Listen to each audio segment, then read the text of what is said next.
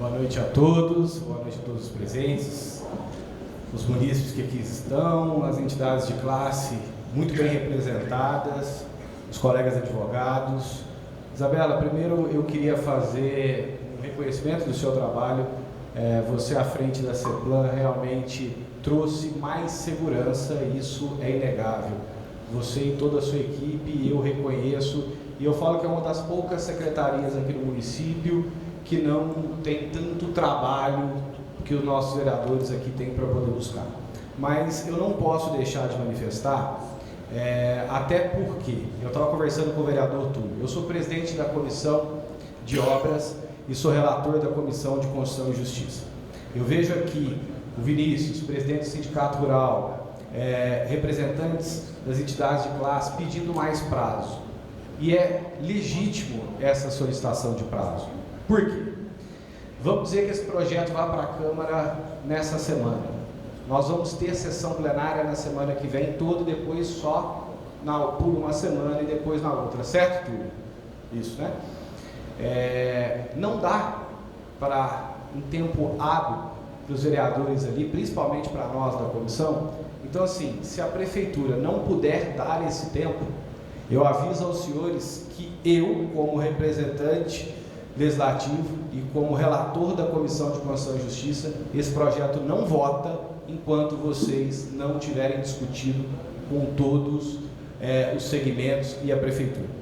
Então, se a Câmara Municipal e eu, como relator da Comissão de Constituição e Justiça, eu irei utilizar o prazo regimental, que são de 30 dias úteis. Então, se nós não tivermos essa convergência para entender ali o que os sindicatos estão solicitando, o que os empresários da construção civil estão solicitando, na Câmara a gente consegue dar esse prazo para vocês.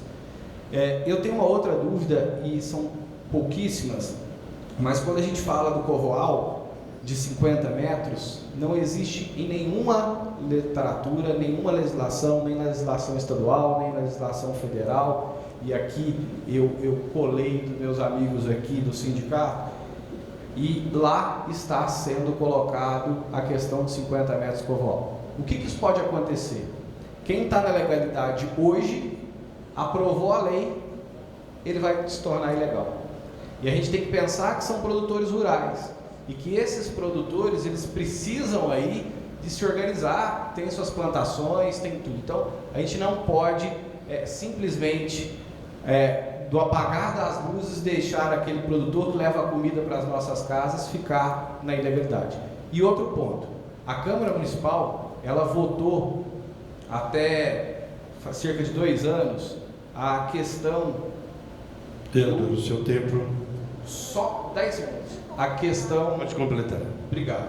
A questão, e agora que vocês estão colocando, impedir a monocultura, especialmente de cana-de-açúcar, respeitando a distância mínima de 3.000 metros, a contar do limite da zona urbana. Isso já foi um projeto que foi para a Câmara. Foi levado pela prefeita. E esse projeto, lá, nós retiramos isso. Então, essas situações, essas discrepâncias, essas discordâncias, nós precisamos resolver, porque senão a gente vai ter que resolver pela emenda. Eu acho que um projeto que tem todo o carinho da Isabela, que tem toda a tramitação zelosa da Secretaria, eu tenho certeza que esse prazo não irá machucar ou tirar aí o brilho do projeto, para que a gente possa todo mundo votar tranquilo. Mas é isso, obrigado. Obrigado, vereador. Mais alguém gostaria de participar? Pois não.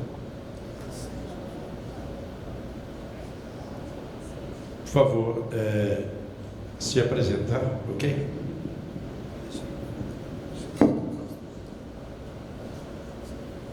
Boa noite, eu sou o Zé Neto, berabense, orgulhoso e amante da minha cidade. Sou bem rodado, amigo da Isabela de infância, conheço a maioria do pessoal que está aqui. Eu queria, primeiro, parabenizar vocês pelo trabalho que vocês fizeram, porque colocar isso tudo junto e tudo isso de pé, eu imagino que não deve ter sido sopa, não. Deve ter sido muito difícil. Parabéns pelo esforço e pelo trabalho que vocês fizeram. Eu queria fazer algumas sugestões aqui, ou trazer sugestões para serem pensadas, Uma delas é que nós temos alguns problemas de Uberaba que a gente gostaria muito de resolver, todos nós, né? Que é, por exemplo, o vazio urbano que se criou em Uberaba. Fiquei 15 anos fora de Uberaba, já que eu voltei, eu me assustei. Eu sou caminhador, eu estou sempre na rua andando, e eu me assustei com o centro que eu conheci e o centro que eu achei. Parecia uma cidade fantástica, isso me deixa muito incomodado. Então, eu queria sugerir que, como fio condutor desse projeto, a gente usasse incentivos ao invés de restrições, porque nós precisamos incentivar a reocupação do centro e o desenvolvimento de Uberaba. Não existe desenvolvimento de cidade alguma no mundo que não seja através da geração de riqueza, de emprego e inserção da população. A outra sugestão que eu queria deixar para vocês é algo que me incomoda sobremaneira. Nós temos uma chancela da Unesco, a Unesco manda turistas do mundo inteiro vir para Uberaba. E a gente que já andou um pouco e conhece um pouquinho de turismo, morre de medo dos turistas chegarem em Uberaba, porque nós não temos estrutura para receber esses turistas, nós não temos nada a propor a esses turistas que chegam aqui. Então nós precisamos que o plano diretor também incentive, e isso eu acho que é urgente, isso eu acho que não pode esperar não, para que a gente não pague mico algum ao começar a receber os turistas que o mundo inteiro nos manda e que nós vamos ter como receber. A outra dica que eu queria dar para vocês, uma sugestão, é o seguinte: eu conheço alguns lugares que fizeram um plano de retrofit que foi um sucesso. Os dois que eu vi funcionar melhor foi Lisboa e Porto. É um sistema diferente do nosso, são câmaras municipais, não é prefeitura, é um pouco mais restritivo, um pouco mais moroso, mas são dois exemplos em que retrofit funcionou fantasticamente. O que foi feito lá ficou maravilhoso e é vendido com grande facilidade, é negociado com grande facilidade, está ocupado e acabou com zonas mais ou menos de tapelas que nós tínhamos alguns bolsões dentro dessas duas cidades históricas. E o último item que eu queria abordar com vocês é o seguinte: nós não podemos mais fugir do anel viário. É um problema de gargalo, é um problema que nos equilibre o nosso crescimento e que nos expõe em termos de segurança de uma maneira quase que irresponsável. Então, eu queria que vocês levassem isso em consideração, seja para seguir o mesmo traçado que o Barata nos sugeriu aqui, seja para poder movê-lo, porque tem algum tipo de obstáculo, mas não deixem de valorizar e de incentivar a consecução desse grande projeto do anel viário. Tá? Muito obrigado. Conte conosco por tudo que a gente puder ajudar. Obrigado, Zé Neto. Mais alguém gostaria de participar? Se não, devolvo a palavra à presidente da mesa. Eu queria agradecer realmente as palavras do Zé, muito legal, assim, né? A gente realmente foi um trabalho bem árduo para chegar nesse resultado bastante sintético. As considerações colocadas estão aceitas. A questão do anel viário realmente é muito importante, ninguém está falando aqui que não é. E ele traz, junto com o projeto da toda a hierarquia viária, muito bem detalhado, e realmente a gente vai realmente trazer isso para os senhores, assim, também com bastante tempo, né, Ulisses, para que isso fosse analisado.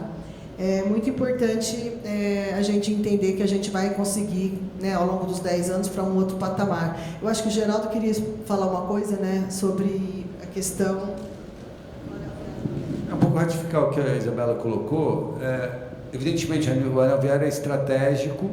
A única coisa que tem, é claro, no plano é que não é o anel viário que é a delimitação por uma questão do fato de ele ser estratégico. Com qualquer anel viário que você faz, os dois lados da via passam a tender a ser ocupado. Então, se você coloca ele como limite, você está quase dizendo, ao lado de lá vai ficar ilegal. Então, o que nós fizemos foi o contrário, foi dizer, olha, é importante, precisa definir. No traçado original ele estava indefinido, então não dá para você botar numa lei, olha, vai ser um anel viário que a gente não sabe exatamente aonde, e transferimos para agora sabermos exatamente aonde com o anel viário para dentro. Mas a importância dele não se discute, tá? A importância, só que ele vai ser tratado num outro plano, no plano setorial, que é o plano de mobilidade, e aí o Ulisses conta para vocês, tá bom?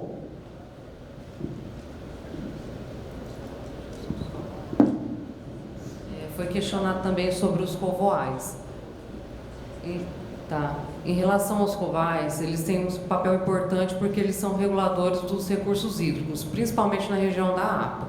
Por que a gente colocou essa proposição no plano diretor? Alguns municípios já vêm adotando isso, por exemplo, o Distrito Federal. Então, já existe uma lei No entanto, a gente está aqui para dialogar, não é nada que não possa ser conversado posteriormente. Ficou muito claro que as entidades estão pedindo um prazo,